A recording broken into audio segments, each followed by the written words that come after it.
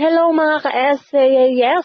Muling ang pinatunayan ni Catherine Bernardo ang titulong phenomenal dahil patok na patok ang latest movie na A Very Good Girl. Nang maging available na sa streaming platform na Netflix, ang movie niya ay parati itong top 1 movie ng Netflix Philippines. Pasok din ito sa top 10 movies ng Netflix sa ibang bansa katulad ng Kuwait, Qatar, Bahrain at UAE.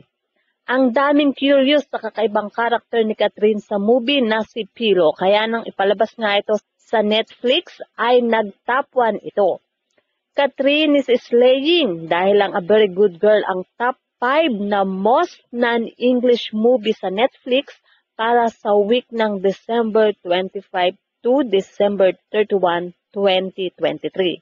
Ayon sa streaming platform, nakapagtala ang movie ng 2.4 million views mula noong December 27 kung kailan ito ipinalabas hanggang December 31.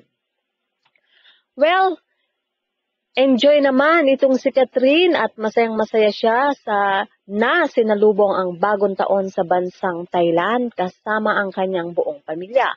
Sa kanyang IG story, ibinahagi ni Catherine kung gaano sila kasaya na magkakasama.